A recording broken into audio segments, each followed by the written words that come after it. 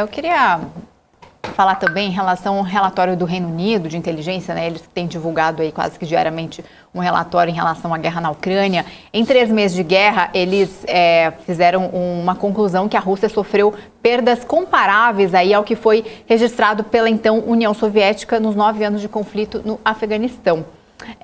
Eu queria que o senhor fizesse uma análise em relação a essas perdas em que a Rússia teria sofrido ali, né, que eles não contavam. Você acredita que eles têm ainda militares e força suficiente para manter essa guerra aí, se ela continuar se estendendo até muitos meses? E se eles já estariam se enfraquecendo e mostrando sinais aí, principalmente após eles falarem em relação a ucranianos que queiram ser de nacionalidade russa, se eles realmente estariam dando um fim aí, um possível fim para essa guerra? O Reino Unido, ele é parte interessada nesse conflito. É um país que, desde o tempo que eles usavam aquelas roupas de ferro com rebite, eles estão envolvidos numa guerra ou noutra. Isso vai para uns 1000 anos.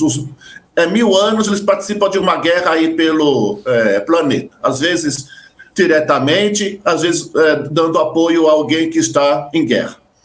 Ou seja, o papel que Londres tem cumprido nesse conflito é um papel de país interessado nisso. Eu quero dizer o quê com essa observação? O papel que o premier britânico, o Boris Johnson, tem tomado nesse caso, na minha opinião, né, é minha conta, é um papel muito fraco, é um papel lamentável do ponto de vista de um chefe de Estado, do ponto de vista de um líder, que na minha forma de ver, pelo menos nesse assunto militar, não está muito à altura da tradição britânica. Esse assunto de fazer uma contabilidade de quanto se perde numa guerra é muito turvo também, é muito difícil de ser levado em conta. Por quê? Porque aqui tem 2 atos que nós temos que considerar. Primeiro ato, os países que estão em luta, no caso aqui a Ucrânia e a Rússia, esses países eles não vão declarar para todo mundo ouvir o quanto que eles perdem de homens. Eles não vão deixar claro o quais são as suas baixas, não é? Por causa de uma questão que eu penso que é básica, quer dizer, básica e compreendida. Isso afeta a moral da tropa. Você fala, olha, nós perdemos só hoje 1000. Isso abala a tropa. Isso tira o ânimo da tropa. Outra coisa, o outro ato qual é? Isso é guerra de propaganda. Como é que se contabiliza isso? Qual é a agência que faz isso? Qual é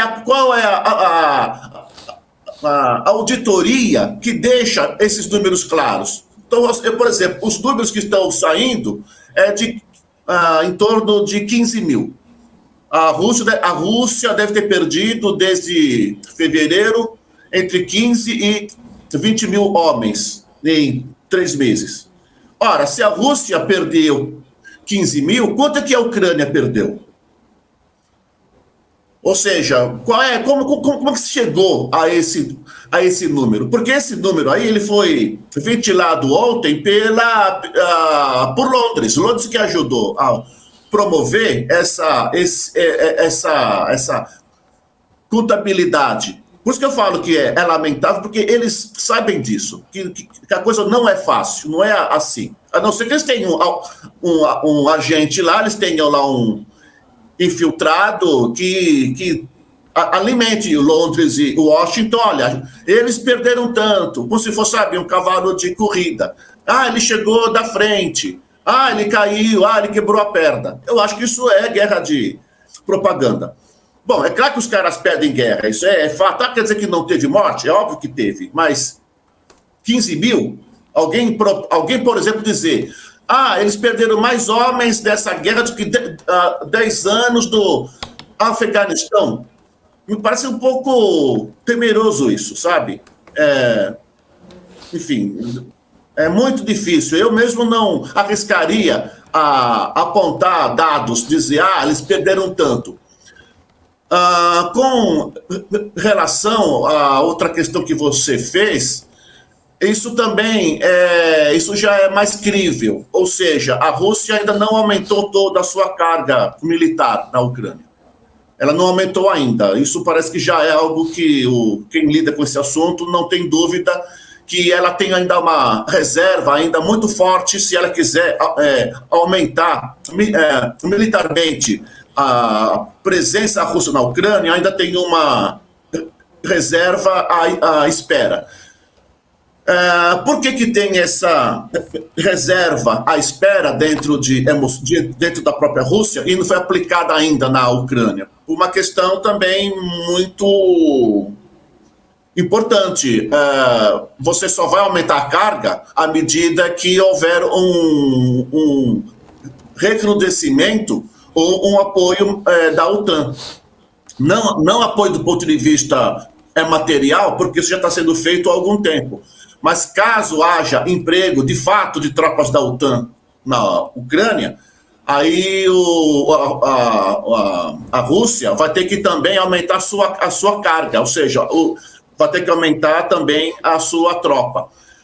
Na concepção russa de guerra, que também para nós é um pouco difícil de compreender, né? Mas enfim, faz parte do ambiente, na maneira russa de ver a guerra, o fato de haver baixas das suas tropas não implica drama, não implica uma desgraça, não implica uma perda de capacidade, porque para eles isso faz parte do ambiente. Ou seja, se eles entraram numa guerra, se no primeiro ato, se no primeiro mês de guerra, eles batem cabeça, se eles perdem 40 tanques, 40 blindados na travessa de um rio, para chegar ao objetivo deles, militar, para eles não é algo que vai estragar o dia deles. Né? Não é como se fosse um outro país que vai dizer, puxa vida, vamos parar, vamos pensar o que nós estamos fazendo. Não, para eles, olha, isso faz parte da guerra. Não foi isso que a gente veio para fazer guerra? A guerra tem perdas. Isso por quê? Porque tem a cultura deles, a cultura da insegurança russa, da proteção da alma russa, que para eles está acima disso. Então, por exemplo, eles vão lembrar da guerra napoleônica de 1812, que a Rússia expulsou os franceses. Quanto ali não deve ter havido de mortos russos? Eles vão pensar na outra guerra, chamada Guerra Patriótica, contra Hitler, contra a Alemanha. Quanto ali eles perderam? 20 milhões? Então, para eles, achar que vão perder 1.000 hoje, para eles não é um drama, não é um peso humanitário. Uhum.